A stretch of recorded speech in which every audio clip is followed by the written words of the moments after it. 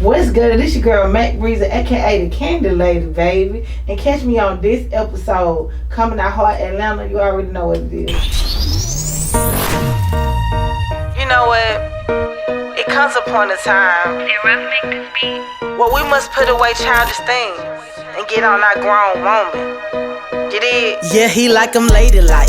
Yeah, this his favorite type. Them other girls be on him, but he told them they could take a hike. He only wanna miss this. They get down in the kitchen. A girl that take her home and keep them bras up out of business. What he want a lady.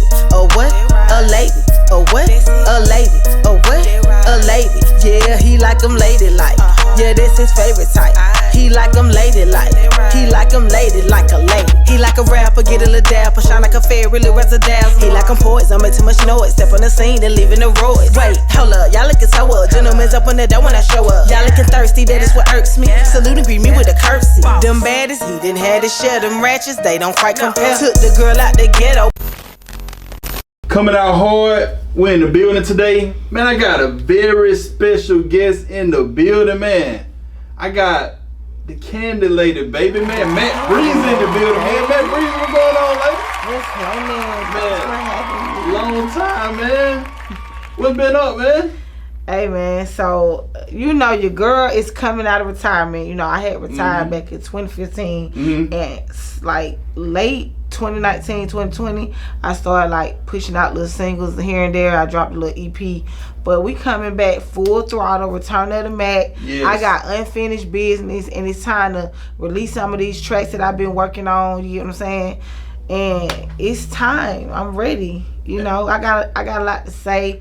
I got a lot I want to share, and I'm just ready to make a full comeback because I feel like it's so much left unsaid, and I just want to cover the bases, all bases. Absolutely, man. So for the people that don't know Matt Breezy, man, Matt Breezy is like one of the first female artists to really like come out of Atlanta, man. There was a few before her, but like she was the one that stood out, man. But we're gonna get into her life. Okay. We're gonna get into, you know, what she got going now and the future of Matt Breezy, man. And Matt Breezy, we just want to thank you for coming up here to coming out hard and blessing us with your presence today, lady. Thank you so much for having me. And thanks for giving me my flowers while I'm still here to smell them. Hey, man, you already know, Matt Breezy. You know we love you, man. So I love y'all too. We're gonna get into it, man. So let's take the folks back for the people that don't know Matt Breezy. Okay. Let's take them back to when you was a kid. First of all, are you a native of Atlanta? Are you 214-87 when I stepped on the scene, the greater baby from Atlanta, getting straight to the grain. Lavanicus, the Negro, that's my government name. Born and raised in Mechanicsville, and I ain't ashamed, nah. But yeah, I'm a Grady baby, 1980 baby, Grady baby, fuck you, pay me baby, see me now later baby, Candy Lady. I am Atlanta native, born and raised. I'm straight out of Mechanicsville. Well, actually, like, when I was born, my parents was living, like, off Simpson Road, stuff like that. But I was raised in Mechanicsville. I'm a Grady baby. And I pretty much done stayed all over Atlanta, pretty much. I migrated to East Atlanta, like, after my parents split when I was around 10, 11 years old. And then by the time I went to middle school in Decatur, so I lived in Decatur, like Lithonia, Stone Mountain. I made my, you know, way around there. I done stayed on the south side. I stayed in East Point, Bankhead, Baker Road. I done stayed at Hollywood Road. Like, I done been moving around. You get what I'm saying? Yeah, so, that's a lot of moving around. Yeah, I don't know what it was. Like, for some reason, every time my lease was up, I wanted to go stay somewhere new. I don't know what my problem was. Like, I wanted something new. So I just stayed in different houses, different apartments. I moved around a lot, but yeah. Yeah.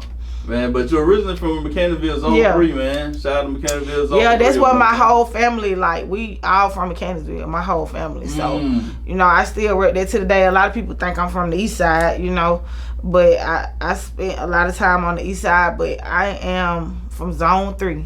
I'm from Zone 3. I'm from Zone 3. That's crazy, man. Yes. So what was life growing up as Matt Breezy, starting as a kid, man? What was life for you like? Well, as a kid, I was just Lavanica, you know.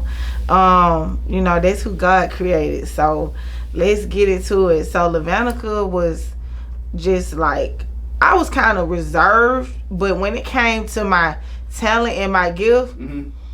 I ain't spare like nothing. I put it all out there. I love being in front of the camera. I love being on stage. I love performing. I love entertaining people. That started from a young age. But I had a lot of background. Like, I did a lot. My parents were, like, my mother, she long living as a girl. I lost my mama in 2020, but she was a school teacher. My aunt was a school teacher. So, you know, like, after school and putting us in programs and getting us involved in the community, I was a part of DeFi, FBLA, and Plain Talk. We had programs as youth, and I was even put in workshops, and they paid us stipends to educate our peers on safe sex. We taught them about STDs, say no to drugs, say no to peer pressure, you know what I'm saying, like violence, all that. They showed us all the, you know, the negative graphic side of it. So the concept was, instead of the older people lecturing us about it, we could like lecture the peers ourselves, and they could be open to ask questions. You get what I'm saying? Yeah. So that was stuff that I was doing at a young age. And then I used to journal a lot. I had always, every single day, and I should do that more now, but diaries. Like, I wrote in my diary every single day, and eventually I turned those diaries into poems. And then that evolved into putting my poems to the music. And I take the little cassette tapes and get the singles, get my little boom box, I play them, and I just started writing the poems and putting them to the beat. You get what I'm saying? So that's really how I kind of got my start in music, dabbling in music or whatever. But I always had a love for music. Growing up, like, I pretty much was listening to gospel, R&B, pop, you know, rap. That was like my sector or whatever. But I don't know how and why I'm a rapper, because I love to sing. You get what I'm saying? Like, I'm an R&B girly, but I don't know. It's just the gift that God gave me. And as I just progressed in life, I just started, you know, freestyling to beats. Like, you know, like in school, when they'll be in the bleachers, we'll be in PE, and they'll be beating on shit. Whether we in lunch in the cafeteria, they'll start beating and making the beat with a little pen or whatever, or we in the bleachers. Like, any opportunity that presented itself, I just come out and they'll think I'm freestyling, but it's really raps that I wrote back at home out of boredom. And then they'll be like, oh, she hard. And then they'll go around and they'll tell everybody else. And then they're like, what's that song you got ready to know? What's that song? And they'll start requesting songs. Like, this before I ever went in the recording booth. I just used to rap people in school. And then I just started doing talent shows. What schools you went to? So, in elementary school, I went to Dunbar Elementary School in Mechanicsville. Then I moved to, I stayed in East Atlanta in middle school, but I was using my grandmama address, so I went to Middle Grove, middle school, Killer Grove.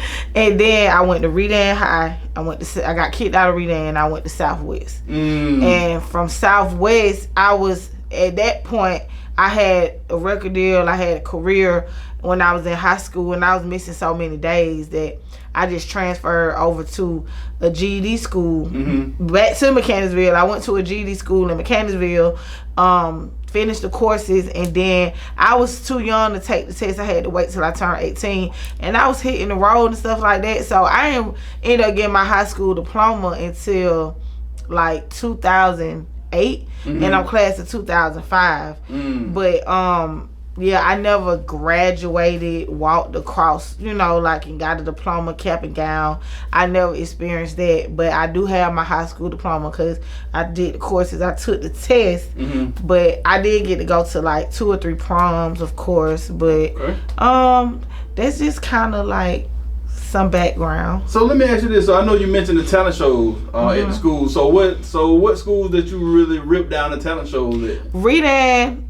It started at Redan. 2002 I performed. And back then I was in a group. Like, I was rapping with one of my best friends. Her name was Sienna, because she was in SMG, Stone Mountain Gangster. Shout out to Matt Steve, Matt Lee, or whatever like that. But yeah, so I was rapping with her. And then when I went to Southwest, me and my other friend, Valerie was rapping. We had the same birthday, but I was doing talent shows all around, even in the communities. That's actually how I got discovered. So let's get into that. So during that time you was doing them talent shows, you got discovered. Who discovered you? DJ Greg Street discovered me. So shout out to DJ Greg Street, man. That's how it all popped off. So let me tell you what happened. Okay. So I was going to Renan, but they had annually DeKalb County had an annual talent show that they did at Columbia High School. And so they did this every year. All the DeKalb County schools can come and audition to be a part of the talent show, and every year they'll have a grand prize. The particular year, I think it was like 2003 when I did it, the grand prize was the winner of the talent show get signed single deal with So Def by Jermaine Dupri. So that's what we was all competing for. So I got through the auditions with Matt CC, and Matt Breeze and Matt CC. We didn't have like a group name or whatever. We did the audition. We had a song called Ready to Nook. And so when it came down to the actual day to perform, she got cold feet and she just bailed out on me. So I had to do the whole thing myself. Damn. I never practiced it by myself. I had to do the whole thing by myself. But I came runner up. I didn't win, but I came runner up to Young Capone. So Young Capone, man. long live Dope Boy Raw. Y'all might know him as Dope Boy Raw, but he was yes. Young Capone back then. Yes, he was. He actually won, and he got the signed to Jermaine Dupri with So Def, and he had a hot song back then called I'm Hot, yeah. I'm Bad, yeah. You don't like it, you can kiss my ass. Rest in peace, man. Rest in peace. Yes, rest in peace. Man. So Yeah. that's my dog, man. So because I didn't win, DJ Greg Street came up to me. He was like, I'm so sorry you didn't win, but you're so talented. I can't let you walk away with nothing. Let me introduce you to some people. So he introduced me to Johnny Cabell. And I know a lot of people might not know who he is, but he had like a big booking agency. So he knew a lot of people. He had a lot of connections. And so I got with Johnny Cabell and he started managing me. My mama wasn't really too fond of me being in the music industry at the time because she wanted me to finish school first. So I skipped school because I did a lot of that. But she wanted me to finish school first and then pursue my music career. I was like, Mama, we got to take this opportunity now. You got to take it now. So she just put me in his hands and we kind of just took off. Started recording my demo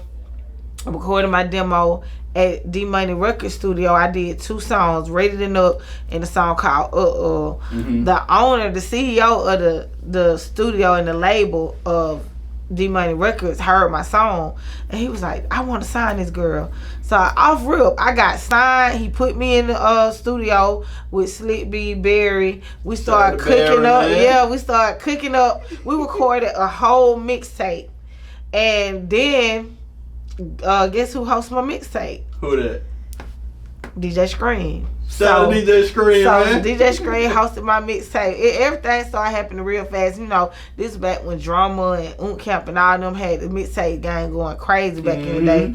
So I had a DJ Scream mixtape. I was like the first female rapper that had like a solo DJ Scream mixtape. Yeah. So hey, I got Crime Mob on there, got Diamond Princess on there, got my girls ADN Loco from Memphis. I had a song with Scrappy.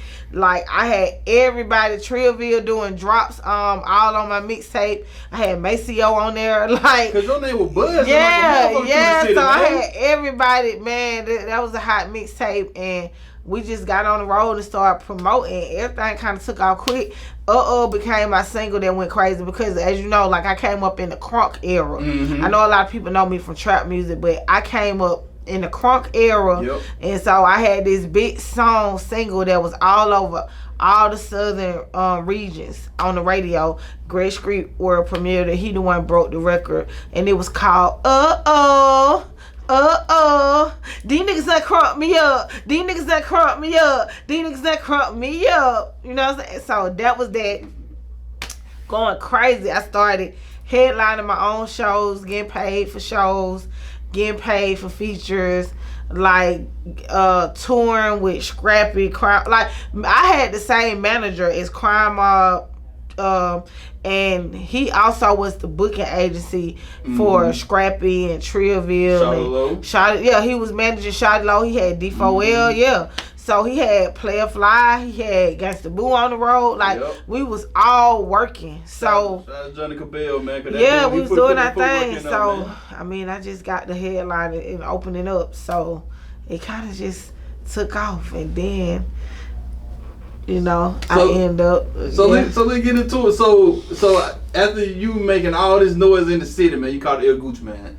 Yeah. And tell us, tell us a little bit about that. Well, before I caught his ear, I caught his eye. Okay. So how that came about was, it was more so on a personal level. We was always in the same neighborhoods and on the same scene, because he was getting his foot in the game, like he was grinding or whatever like that. I used to always see him at the corner store, like selling CDs out the trunk of his car or whatever like that. And he used to just run into me at video shoots, clubs, and he used to always try to holler at me. Like for 3 years straight, the man would try to holler at me, but I always like kept a man, and I'm faithful, so I just would never give him the time of the day. And one day he just caught me, like I was going through it with my ex at the time. I was going through it with him with some baby mama drama, stuff like that. So I was on the rebound. So I kind of like took that opportunity to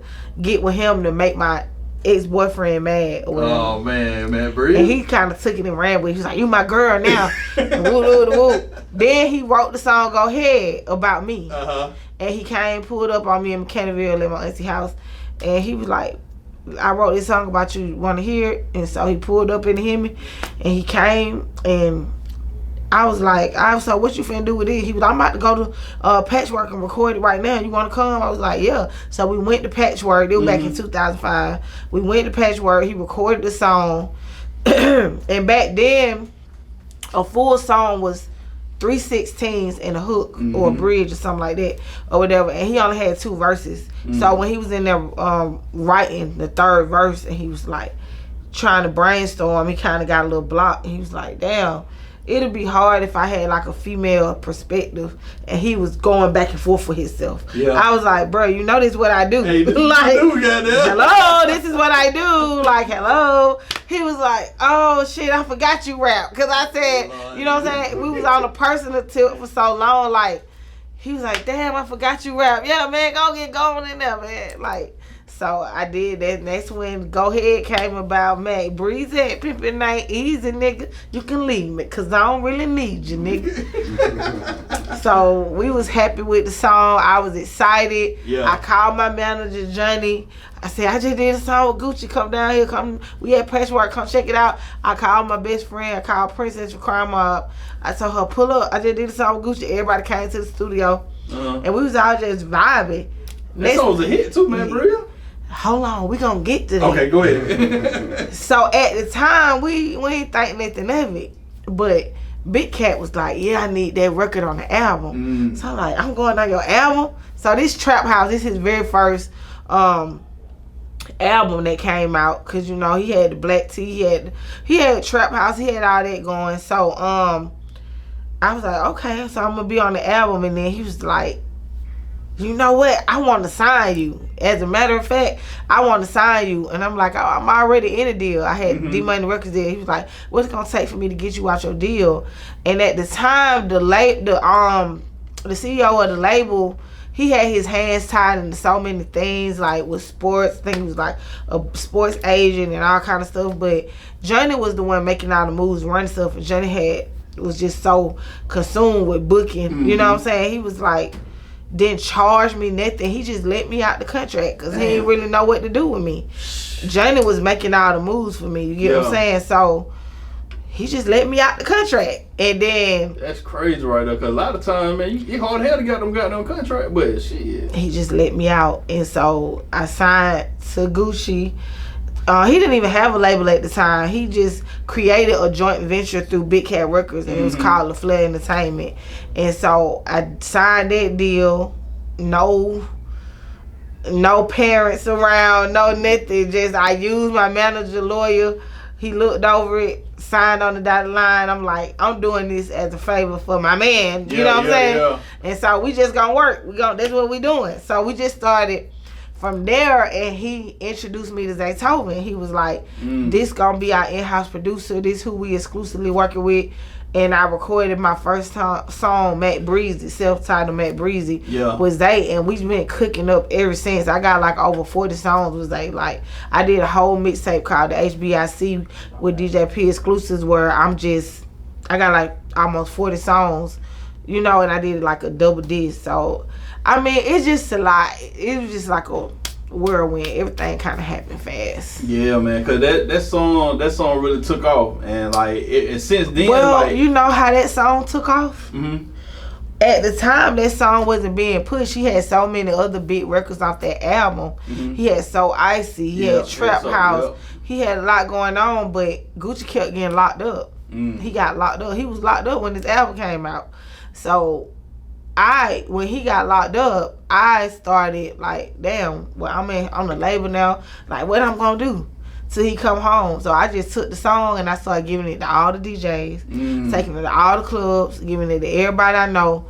And I'm the one who A&R and marketed that song and got that song to be the single that it is today. And when he came home, that was his single. And we just started hitting the road, going crazy. Yeah. You did a good job on that shit, man, Breeze. They put in that footwork on that, lady. Thank you. And then a year later, we did Pills. Yep. Man, that's good, man. So now after the whole Gucci Man situation, what did you do after that? So, I had to fall back from that situation because I just was always getting the short end of the stick, and I just felt like I'm being taken advantage of. This is not working. You know what I'm saying? So I kind of fell back, set out some contracts, let some time pass because I didn't want nobody making no more money off of me. I went through a lot of different stuff with management. Everybody kind of trying to get a piece of the pie. You feel what I'm saying? So to speak. But from So Icy, I went, because Deb had came in and started bringing all her kids in, and Walker, and you know what I'm saying? Yeah. She started bringing everybody in and kind of pushing his day ones like out the picture. You know, because a lot of people think that. So did Deb take over the Gucci Man situation? Yeah, she had to. Okay. Or his shit would have failed because he was beefing with everybody. You know what I'm saying? Like, he was burning a lot of bridges, so she had to come and save the day. Damn. And get him right. So yeah, she did. But in that process, a lot of his day ones was getting pushed out away, and she was bringing her people in. You get what I'm saying? That's what was going on. And you know, I'm not with none of that Hollywood shit. I'm not with none of that funny business. I'm not with none of that. So I will fall back. I'm not going for it. You get what I'm saying? Like, so, and I love Dale, don't get me wrong. She doing what she got to do for herself and her family, and that's cool. But you know, I got fucked over when it came to a lot of stuff, and I feel like that's because of my position and who I was, and you know how I was valued. So it's all good. I feel like what God have for me is for me. And so Zaytoven took it upon himself to get me a deal with this other label called Costa Nostra Entertainment up out of Detroit. So shout out to Baby Ray, shout out to Wiley, shout out to Lil Mike. I ended up signing a deal with them because they came down here trying to get a feature from Gucci. And then Gucci maybe was going for like 30,000-40,000 at the time. So they were like, well, shit, you could take 20 and I can get you Matt Breezy, Young Rap, Tracy T. You know what I'm saying? Like, all these people, you know what I'm saying? We had Fresh was out, you know, that's a little camp or whatever. OJ the Juice Man. So he like, I could take the smaller budget and stretch it out. Instead of that you made just, sense, man. That made a lot of sense. So I did one song with him, and then with his artist Lil Mike, then they came back, wanted another feature. So I did, it was me, Lil Mike, and Young Ralph, and then by the second record, he was like, shit, I want to sign her. What she got going on? And it would have been a great situation, honestly, but he had got caught up with the feds and stuff like that. So that was short-lived. Unfortunately, and then in the midst of that, I was under so much stress so much pressure because I was getting thick at the time. I was always slim thick, but I was getting thick at the time. And Johnny kept talking about, Breezy, you a hamburger away? You a hamburger away? So it was a lot of pressure back then. You had to be skinny. Like back then, skinny was the thing, and I was thick. I had hips, ass, and everything. Yeah. And so he kept telling you hamburger away. And so he wasn't lying, but I was fine. I was like 155. I was fine as hell, but I started taking diet pills. You get what I'm saying? Like, I started taking these pills called phenamine to like lose weight. Pills. Yeah, and that shit had me throw off. It caused a chemical imbalance, and I couldn't function. Like my brain kind of was like shutting down, and it kind of made me over time spaz out, and that's why I got like bipolar to this day, because I was taking them pills, and it caused a chemical imbalance in me. But at the time that I was with Coastal Notion Entertainment, I got writer's block. I got writer's block, and I could not come up with nothing past 4 bars. I was stuck, and I don't know about nobody else. That was devastating to me because I write all my music. Like nobody else. I ain't had nobody write for me. Gucci never wrote for me. Like no, I didn't have a team. It was just all on me, and I'm like, damn. Well, what I'm gonna do? What I'm gonna do? Yeah. And I just started spiraling and thinking, damn. Well, if I can't rap and if I can't be Matt Breezy and if I can't do my music, who am I? What am I? And I just couldn't fathom a life not doing it and not being me. Like, so I started getting depressed, and I started like becoming suicidal, and I just didn't want to be here no more. It was bad. It was real bad. So it's like a real bad depression state. Yeah, it was real bad.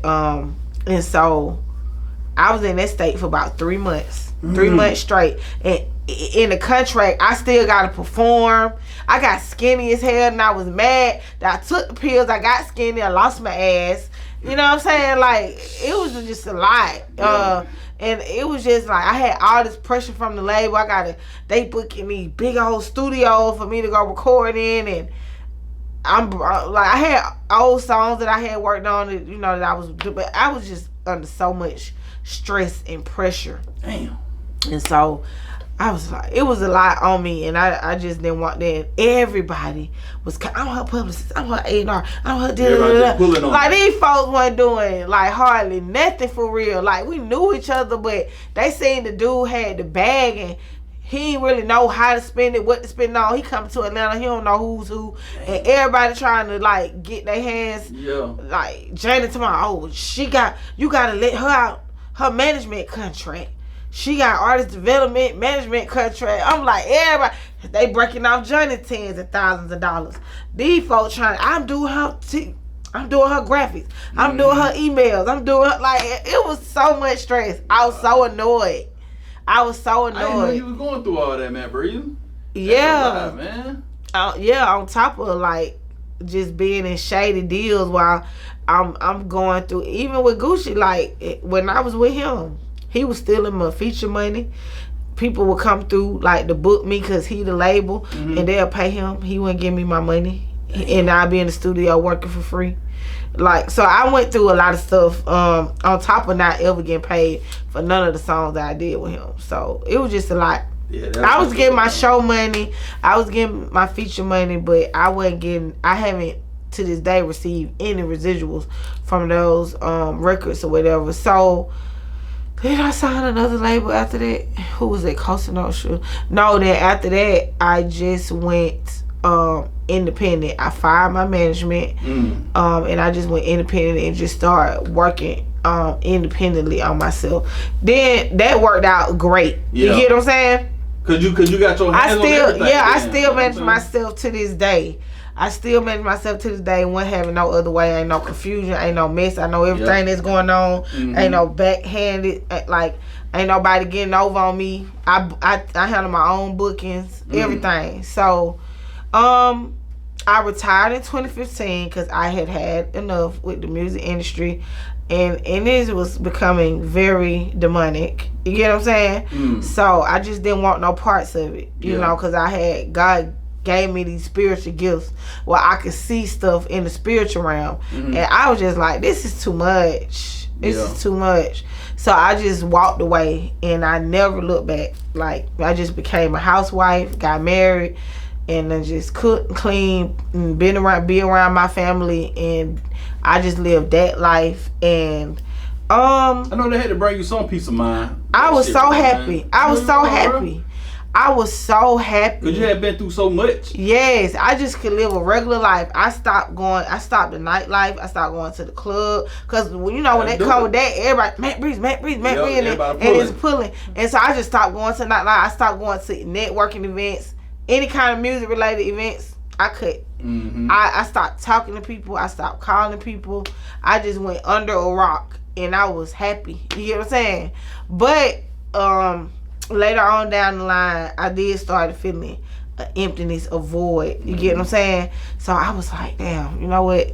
Let me see if I can still rap. You just had to take that. You just had to take that time break. To look into you. Yeah, because you know what? You know what happened was, I came in just like with this gift. Yeah. And everybody saw that and they was like vultures. Like leeches. And I was just like thrown to the wolves. Like, leeches. And I was drained from letting everybody use me. I never told nobody no. I was just like, yes. I was a people pleaser. I can do it. I can do this. I got you. You know what I'm saying? That happened. And so everybody was just taking advantage. And so this time around, I had to just like get back to myself, who God created. Who is Lavanica? What does she like? What does she enjoy? What make her happy?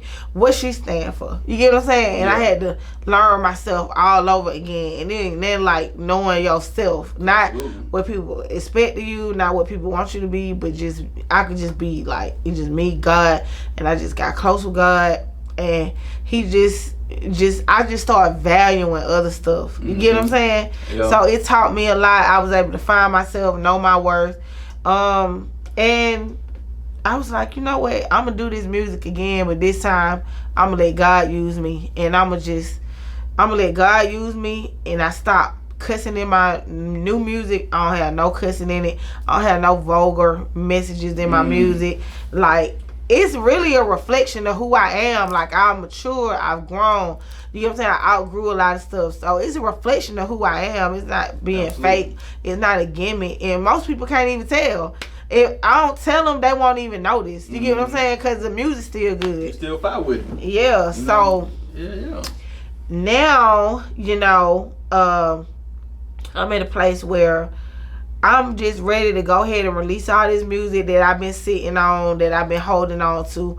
I'm ready to let go, let God release that. And that's why the name of my next project is called Unfinished Business, and I'm ready to start a new chapter and just work with new people and just create everything new. And I'm working on building my foundation and continuing my legacy and picking up where I left off. So Confessions of a Mac, I'm working on podcast. I already have my YouTube channel, so I'm gonna be releasing like some behind the scenes and some, you know, like reality type episodes and stuff on there, like doing some shows, like writing a book, everything. You feel me? So that's what I'm working on, Confessions of a Mac. Cause I've been on a lot of platforms, you know, just telling my story, but I feel like I need to do something for myself, and I need to just tell it throughout my own platform. You get what I'm saying? Absolutely. Yep. Absolutely. So let me ask you this, man, Bridget, because I know you doing everything independent. Are you out looking for artists too? Oh, so you know what? I got a lot of artists that have reached out to me that want me to manage them, that want me to sign them, and I don't have no problem with doing none of that. But right now I gotta get my foot in the door for. I mean, of course I got resources, I got connections, I got all that, but I gotta help myself before I can help take on somebody else, because that come with a lot. You get what I'm saying? Absolutely. I feel like once I get everything out that I'm trying to put out, then I can focus on somebody else and give them my full undivided. But I definitely would like to mentor. A lot of people reach out to me. I do as much as I can as far as giving them some game or whatever like that. But me and Big Cat, we've been talking about doing like a workshop for women, female rappers, up and coming rappers. I really want to work with the females because I feel like I see a lot of similarities in a lot of the artists. And I just wanted to be like a variety, and I want people to tap into their authenticity. You get what I'm saying? Just being authentic, finding what's special about them and what's unique about them, and then, you know what I'm saying, just honing in on that instead of just copy paste. Let me ask you this. For all the female artists that coming out right now, because like I said, you was one of the first to really like come out here and do this thing like that in the early 2000s. What would you say to a young female artist now coming into the game, blowing up, starting to make her moves in the industry? What kind of gems or advice would you give that young female artist?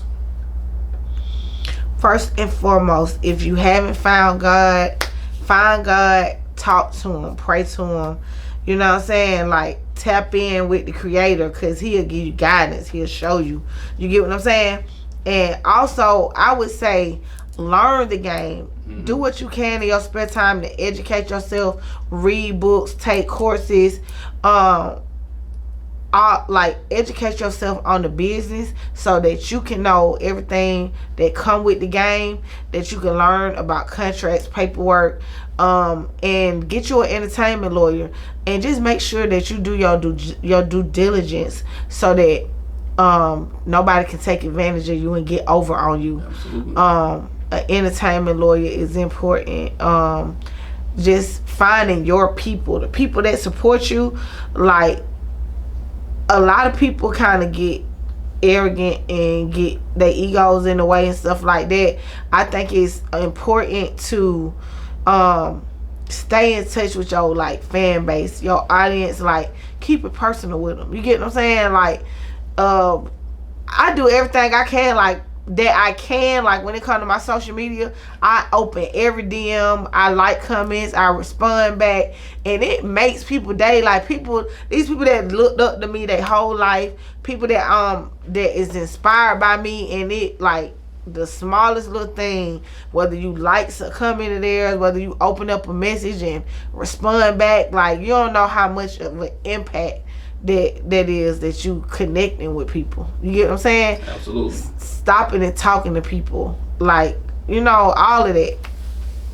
But also, do not, I repeat, do not cheat. Don't cheat. And when I say don't cheat, I mean, like, don't take no shortcuts. Like, don't sleep with nobody to try to, you know what I'm saying, in exchange for anything, because that's just not the way to go. You're not gonna be respected, you know what I'm saying, and that's just gonna be an ongoing like slope that you just don't want to go down. I never had to do it, and so take it from me, I'm sure it's a lot of other artists that never had to do that. It might look like that's what's going on, but trust me, I ain't never slept with no DJ to play no song. I ain't never slept with no producer to give me no beat.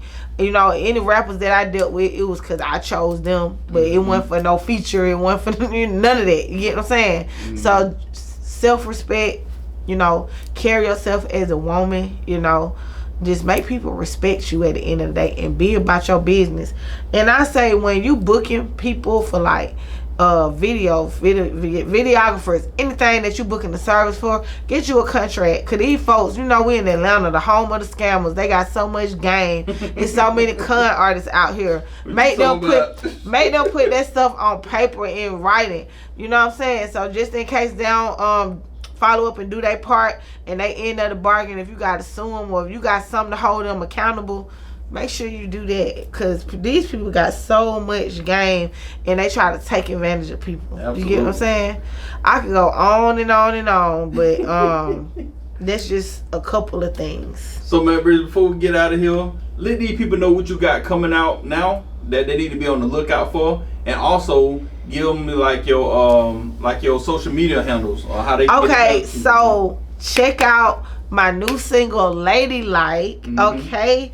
Ladylike and Product of the A. I got a music video to Ladylike. It's out on all streaming platforms. Product of the A. I had to rep for Atlanta one time. And I'm about to drop Unfinished Business real soon, so be on the lookout. But tap in. My entire catalog is available on all streaming platforms. That's MAC space BRE-Z. You can follow me. I'm very active on Instagram. I'm on there like every day. So if y'all trying to keep up with the Candy Lady, tap in, follow me at DAKANDILADY. That's TikTok too. I'm on TikTok at the Candy Lady. Instagram the Candy Lady. My YouTube channel Mac Breezy. I got the yellow hair in the profile. That's MACBRE-Z. Y'all tap in with me. And if you're looking for features, you're looking for any hosting gigs, like bookings, performances, DM me on Instagram. I'ma open it. Like, let's lock in, let's tap in. For a favor, let's get to the paper. You did. Man, y'all hear Matt Breezy, man. Hey, y'all want to, y'all hit up on all her handles and get with her, man. She doing big things. She doing business, man. She independent. Hey, she working, man. Yep. She working. Anybody want to give a shout out to Matt Breezy? I want to shout out to my best friend and my partner, my business partner, Evan Lamar. Shout out to you.